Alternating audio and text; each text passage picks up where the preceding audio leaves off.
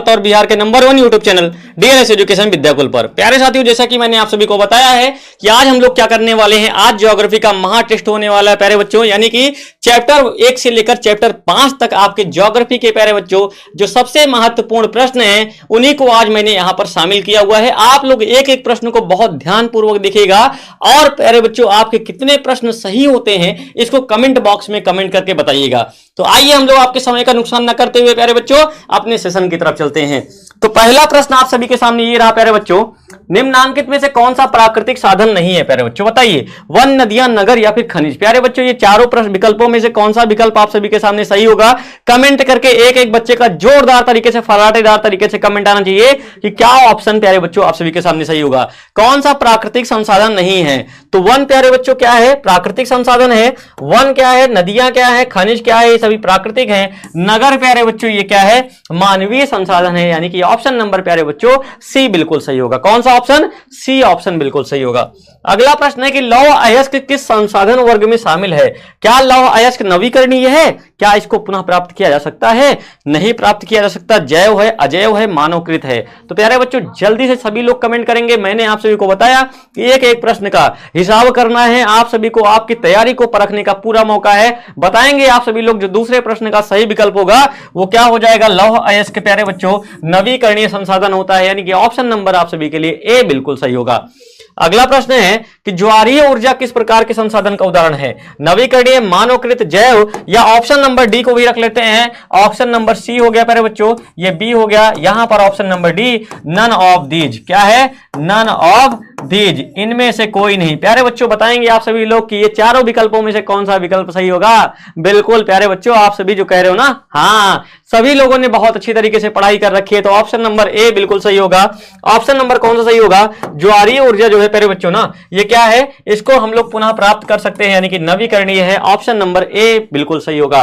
चाहे यहां पर पुनः प्राप्ति योग्य भी लिखा रहेगा ना तो वो भी ऑप्शन सही होता है, पुनः प्राप्ति योग्य या फिर नवीकरणीय, बोथ आर सेम।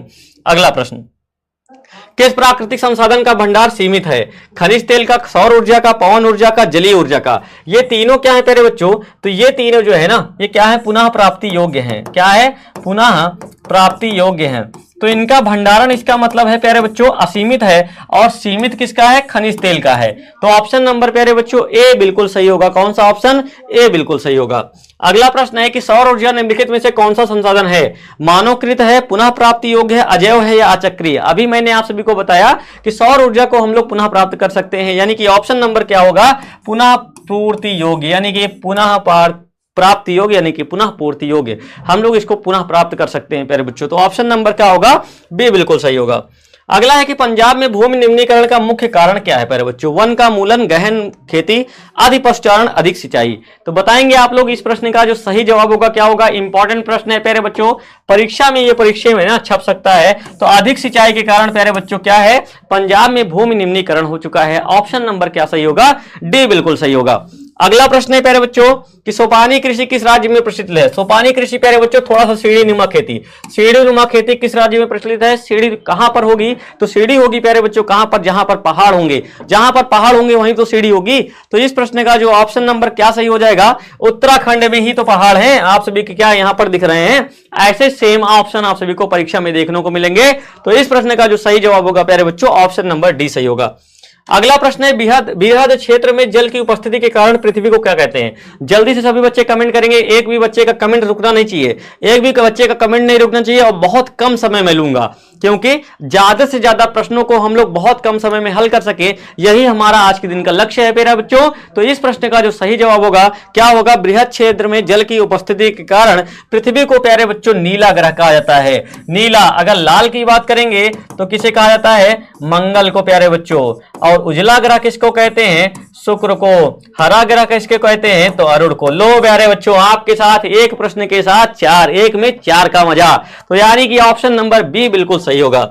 अगला प्रश्न है कि भारतीय कृषि का राष्ट्रीय उत्पाद में योगदान कितने % का है। इस प्रश्न का जवाब प्यारे बच्चों, आप लोग ऐसे प्रश्नों को ना हल नहीं कर पाते हैं, तो ये प्रश्न का जवाब ना आप लोग जब पूरी क्लास को ओवर करेंगे, पूरा खत्म हो जाएगा तो इस प्रश्न का उत्तर देंगे। और मैं देखना चाहता हूं कि जब ऐसे प्रश्न आते हैं ना तो आप लोग की गलतियों की संभावना कितनी बढ़ती है। तो इस प्रश्न का मैं जवाब प्यारे बच्चों आपसे क्लास के बाद लूंगा कमेंट बॉक्स में। इस प्रश्न का जवाब मैं आप सभी को नहीं दूंगा, आप सही सही जवाब देंगे। क्या जहां पर ऐसे प्रश्न आ जाते हैं, क्या आपके अंदर ऐसी क्षमता होती है कि नहीं, कर पाते हैं कि नहीं प्यारे बच्चों। चलिए अगले प्रश्न की तरफ चलेंगे प्यारे बच्चों। निम्नलिखित में से खरीफ की फसल कौन सी है? तो प्यारे बच्चों आयु के आधार पर होती है रबी, खरीफ और जायद की फसल। जो रबी की फसल होती है वो सर्दियों में बोई जाती है और जो खरीफ की फसल होती है वो गर्मियों में बोई जाती है। तो गर्मियों में प्यारे बच्चों यहां पर आपको चावल दिख रहा है, तो यानी कि ऑप्शन नंबर क्या सही होगा? ऑप्शन नंबर सी बिल्कुल सही होगा। अगला प्रश्न, निम्नलिखित में से रबी की फसल कौन सी है? अभी मैंने बताया आप सभी को धान यानी कि चावल प्यारे बच्चों। जब खरीफ की फसल है तो यहां पर गेहूं क्या हो जाएगी? तो गेहूं सर्दियों में बोया जाता है, तो आप लोग क्या कहोगे? ऑप्शन नंबर बी बिल्कुल सही होगा। सभी बच्चों का बहुत अच्छी तरीके से जवाब आ रहा है, क्या बात है भाई, छा गए हो आप लोग, छा गए हो। आप लोगों ने उस प्रश्न का भी सही जवाब दिया, अभी से मैंने आप सभी के कमेंट्स को देख लिया है। अगला प्रश्न, निम्नलिखित में से किस राज्य में वन का सबसे अधिक विस्तार है? अगर वन के सबसे अधिक विस्तार की बात करेंगे प्यारे बच्चों तो मध्य प्रदेश, और सबसे कम की बात करेंगे ना तो वन सबसे कम कहां है प्यारे बच्चों? तो हरियाणा में जो है ना, हरियाणा राज्य में, हरियाणा राज्य में प्यारे बच्चों सबसे कम वन पाए जाते हैं। तो ये प्रश्न, दोनों प्रश्नों को आप लोग याद करेंगे, ऑप्शन नंबर सी इसका बिल्कुल सही होगा। अगला प्रश्न है कि जूट का उत्पादन में कौन सा राज्य आगे है? बिहार, असम, पश्चिम बंगाल, उड़ीसा। तो प्यारे बच्चों पश्चिम बंगाल में ना सबसे ज्यादा जूट होता है, इसे क्या बोलता है? ऑप्शन नंबर सी इसका सही होगा। अगर आपसे कहेगा कि बॉक्साइट का उत्पादन सर्वाधिक कहां होता है? बॉक्साइट, तो बॉक्साइट का उत्पादन होता है प्यारे बच्चों कहां पर? तो ऑप्शन नंबर डी हो जाएगा, उड़ीसा। चूना पत्थर सर्वाधिक कहां पर होता है? तो चूना पत्थर होता है प्यारे बच्चों कहां पर? बिहार में। तो इस प्रश्न का जो ऑप्शन नंबर सी होगा ना वो सही होगा। अगला प्रश्न है कि गेहूं के उत्पादन में कौन सा राज्य आगे है? मध्य प्रदेश, उत्तर प्रदेश, बिहार, महाराष्ट्र। तो उत्तर प्रदेश प्यारे बच्चों ना गेहूं और चावल दोनों के मामले में नंबर 1 है। गेहूं, चावल, आलू, दूध, इन सभी के मामले में उत्तर प्रदेश आगे है। लेकिन अगर हम लोग चावल के प्यारे बच्चों प्रति हेक्टेयर की बात करते हैं तो पंजाब आ जाता है। तो ऑप्शन प्रति हेक्टेयर का मतलब होता है कि भूमि पंजाब में कम है, चावल होता ज्यादा है। तो इस प्रश्न का मतलब होगा, इस प्रश्न का जो सही ऑप्शन होगा ऑप्शन नंबर बी बिल्कुल सही होगा। किस राज्य में सीढ़ीनुमा खेती प्रचलित है? अभी मैंने बताया उत्तराखंड में, ठीक है। अगला प्रश्न, भारत में पहाड़ों से भरी भूमि का प्रतिशत कितना है? 10, 27, 30, 48। देखिए ये प्रश्न मैंने आप सभी को अभी क्या बताया था, ऐसे प्रश्नों का जवाब जो है ना आप लोगों के लिए कठिन होता ना। बता दो क्या हो जाएगा, 10 हो जाएगा, 27 हो जाएगा, 30 हो जाएगा, 48 हो जाएगा। प्यारे बच्चों आप सभी का जो सही जवाब होना चाहिए क्या हो जाएगा? कितना परसेंट पाया जाता है प्यारे बच्चों? तो 30% ना, 30% क्या हो जाएगा इस प्रश्न का सही जवाब हो जाएगा। अगला प्रश्न है, प्रति व्यक्ति जल उपलब्धता की दृष्टि से भारत का विश्व में कौन सा स्थान है? ये प्यारे बच्चों पुरानी डेटा है, पुरानी डेटा पे हम लोग वर्क नहीं करते। जो पुराना डेटा होगा ना, पुराने डेटा होंगे उस पे आप सभी को नहीं जाना है। लेकिन अगर ये परीक्षा की दृष्टि से पूछेगा तो ये ऐसे प्रश्न ना वर्तमान समय में देखे जाते हैं। तो इस प्रश्न को क्या करोगे आप लोग, इस प्रश्न को ध्यान में दे देंगे। अगर आप लोग की जो परीक्षा है ना, अगर इस पर ध्यान देना चाहते हो तो आप लोग टिक भी कर सकते हो। तो ऐसे प्रश्न जब भी आएंगे ना तो ये आप सभी के लिए क्या हो जाएगा, आप सभी के प्रति व्यक्ति जल की उपलब्धता के स्थान प्यारे बच्चों 157वां था। अगर आप लोग देखोगे ना 157वां किताब में दिया गया, ऑप्शन नंबर बी सही होगा। वर्षा जल संग्रहण ढांचा हर घर में बनाना किस राज्य में कानूनन अनिवार्य है प्यारे बच्चों? मोस्ट इंपॉर्टेंट प्रश्न है। कैसा प्रश्न है? मोस्ट इंपॉर्टेंट प्रश्न है। कहां पर प्यारे बच्चों? तमिलनाडु में। ऑप्शन नंबर क्या सही हो जाएगा? बी बिल्कुल सही हो जाएगा। अगला प्रश्न है प्यारे बच्चों, बिहार में अति जल दोहन से किसका तत्व का संकेंद्रण बढ़ा है? किस तत्व का संकेंद्रण बढ़ा है किसके जल में? बिहार में प्यारे बच्चों जल के अधिक दोहन से। तो प्यारे बच्चों आर्सेनिक की मात्रा क्या है यहां पर बढ़ गई है। ऑप्शन नंबर क्या सही होगा? सी सही होगा। अगला प्रश्न है प्यारे बच्चों, देश के बांधों को भारत का मंदिर किसने कहा था? देश के बांधों को भारत का मंदिर प्यारे बच्चों भारत के प्रथम प्रधानमंत्री पंडित जवाहरलाल नेहरू, यानी कि ऑप्शन नंबर सी बिल्कुल सही होगा। किसने कहा था? पंडित जवाहरलाल नेहरू ने। अगला प्रश्न है, बृहद क्षेत्र में जल की उपस्थिति के कारण ही पृथ्वी को क्या कहते हैं? नीला ग्रह। ऑप्शन नंबर बी सही। अगला है, उद्योगों की जननी किस खनिज को कहा जाता है? इंपॉर्टेंट प्रश्न है प्यारे बच्चों, इंपॉर्टेंट प्रश्न है कि उद्योग की जननी किस खनिज को कहा जाता है? तो प्यारे बच्चों लोहा को ही क्या कहा जाता है? उद्योगों की जननी कहा जाता है, क्योंकि बिना लोहा के कोई उद्योग जो है लगाया ही नहीं जा सकता है। तो ऑप्शन नंबर ए बिल्कुल सही होगा। अगला प्रश्न है कि इनमें से कौन सा मैग्नीज का महत्वपूर्ण उत्पादक नहीं है? उड़ीसा, कर्नाटक, तमिलनाडु, महाराष्ट्र। बताएंगे कहां पर मैग्नीज सर्वाधिक नहीं होता है। हाँ, आप लोग कमेंट्स पर बिल्कुल ध्यान है प्यारे बच्चों, आप लोग भी बिल्कुल निश्चिंत रहिए, आप लोगों का कमेंट्स जो है मैं पढ़ रहा हूं। बताएंगे आप लोग प्यारे बच्चों कि इनमें से मैग्नीज का महत्वपूर्ण उत्पादक कौन सा नहीं है, उड़ीसा, कर्नाटक, तमिलनाडु या फिर महाराष्ट्र। तो प्यारे बच्चों क्या हो जाएगा इसका, महाराष्ट्र जो है ना, ऑप्शन नंबर क्या हो जाएगा, डी हो जाएगा। सर्वाधिक मैग्नीज होता कहां है प्यारे बच्चों, तो उड़ीसा में होता है। सर्वाधिक मैग्नीज कहां पर होता है, उड़ीसा। अगला प्रश्न, तो अगला प्रश्न है प्यारे बच्चों आज के दिन का कि जो झारखंड का कोडरमा क्षेत्र है प्यारे बच्चों ना, ये किस खनिज के उत्पादन के लिए प्रसिद्ध है, अभ्रक के लिए, सोना, लोहा या फिर चांदी के लिए। कोडरमा क्षेत्र है, झारखंड का कोडरमा, आपको पता है ना किसके लिए प्रसिद्ध है, तो बिल्कुल ऑप्शन नंबर ए सही हो जाएगा, अभ्रक के लिए प्रसिद्ध है प्यारे बच्चों झारखंड का कोडरमा क्षेत्र। ऑप्शन नंबर ए बिल्कुल सही होगा। अगला प्रश्न है प्यारे बच्चों, अगला प्रश्न क्या होगा, निम्नलिखित में से कौन सा आधात्विक खनिज है। आधात्विक का मतलब क्या होता है प्यारे बच्चों, जिसमें धातु होती है उसे बोलते हैं धात्विक खनिज, जिसमें अधातु, जिसमें धातु नहीं पाई जाती है उसे बोलते हैं अधात्विक खनिज। यहां पर कोयला है, धातु होगी, सोना है, धातु होगा, ग्रेफाइट है, धातु होगा। तो आप लोगों का ऑप्शन नंबर क्या सही हो जाएगा, यही क्या है प्यारे बच्चों, आधात्विक खनिज है। कौन सा ऑप्शन सही होगा, ऑप्शन नंबर सी बिल्कुल आप सभी के सामने सही होगा। अगला प्रश्न है कि इनमें से कौन सा लौह अयस्क नहीं है, लौह अयस्क नहीं है। प्यारे बच्चों एक चीज और मैं आपसे भी से कहना चाहता हूं कि आप लोग पहली बात तो एक चीज जान लीजिए कि आप लोग के जो प्रश्न सही हो रहे हैं ना, कितने प्रश्न सही हो रहे हैं इसको कमेंट करके जरूर बताइएगा। गुरुजी हमारे इतने प्रश्न सही हुए, गुरुजी हमारे इतने प्रश्न सही हुए, आप सभी को कमेंट करके जरूर बताना है। तो प्यारे बच्चों हेमेटाइट भी लोहे का प्रकार होता है, मैग्नेटाइट भी कोयले का प्रकार, लोहे का प्रकार होता है। लाइम क्या है, लौह अयस्क नहीं है। तो एंथ्रेसाइट क्या है प्यारे बच्चों, कोयले का प्रकार है। एंथ्रेसाइट कैसे बोलते हैं हम लोग, यह क्या है, कोयले का प्रकार है। ठीक है, कोयले का सर्वोत्तम प्रकार, कोयले का सर्वोत्तम सबसे अच्छा प्रकार कौन सा माना जाता है प्यारे बच्चों, एंथ्रेसाइट माना जाता है। और बिटुमिनस सबसे घटिया कोयला माना जाता है। और ये हेमेटाइट, मैग्नेटाइट और लाइमोनाटाइट ये क्या होता है प्यारे बच्चों, ये लोहे का प्रकार है। तो ऑप्शन नंबर कौन सा सही होगा इसका, ऑप्शन नंबर सी बिल्कुल सही होगा। अगला प्रश्न है प्यारे बच्चों, पक्की सड़कों की लंबाई की दृष्टि से प्रथम स्थान पर कौन सा है, बिहार है, महाराष्ट्र है, तमिलनाडु है या फिर केरल है। प्यारे बच्चों इन सभी विकल्पों में से कौन सा विकल्प सही होगा बताएंगे आप लोग, बिहार है, महाराष्ट्र है, तमिलनाडु या फिर केरल। पक्की सड़कों की लंबाई की दृष्टि से प्रथम स्थान पर कौन सा राज्य है, तो आप सभी लोग को पता है प्यारे बच्चों पक्की सड़कों की दृष्टि से ना कौन सा राज्य है, महाराष्ट्र। ऑप्शन नंबर क्या सही होगा, बी बिल्कुल सही होगा। पक्की सड़कों की लंबाई की दृष्टि से प्रथम स्थान पर महाराष्ट्र है। मजा आ रहा है कि नहीं क्लास में, एक बार जोरदार तरीके से थम्स अप करिए और बताइए कि सर जैसे प्रश्न है ना बहुत अच्छी तरीके से हमने आपसे ही पढ़ा और आज हम लोग प्रश्नों को सॉल्व करने में एकदम अच्छी तरीके से सक्षम भी हैं। तो ऑप्शन नंबर कौन सा सही होगा, बी बिल्कुल सही होगा। अगला प्रश्न है प्यारे बच्चों, निम्नलिखित में से सड़कों का एक वर्ग नहीं है। सड़कों का एक वर्ग कौन सा नहीं है, पूरब पश्चिम गलियारा, एक्सप्रेसवे, स्वर्णिम त्रिभुज, राजमार्ग, सीमांत सड़कें। आपको बताना है कि सड़कों का एक वर्ग नहीं है प्यारे बच्चों, कौन सा नहीं होगा। तो देखिए पूरब पश्चिम गलियारा जो है प्यारे बच्चों, पूरब पश्चिम गलियारा का मतलब ये हो गया उत्तर दक्षिण हो गया प्यारे बच्चों, और ये हो गया पूरब पश्चिम, है ना। ये उत्तर दक्षिण पूरब पश्चिम गलियारा प्यारे बच्चों मिलता कहाँ पर है, तो झांसी में मिलता है। कहाँ पर, झांसी में मिलता है। और यहाँ पर प्यारे बच्चों क्या है, सीमांत सड़कें भी सड़क का प्रकार है, और क्या है पूरब पश्चिम गलियारा भी सड़क का प्रकार है, और एक्सप्रेसवे भी सड़क का प्रकार है। यही प्यारे बच्चों स्वर्णिम त्रिभुज राजमार्ग, इसको प्यारे बच्चों जो त्रिभुज लिखा है ना इसको बोलेंगे स्वर्णिम चतुर्भुज मार्ग। क्या, स्वर्णिम चतुर्भुज मार्ग। अगर ये ऑप्शन होता ना तो सही हो जाता।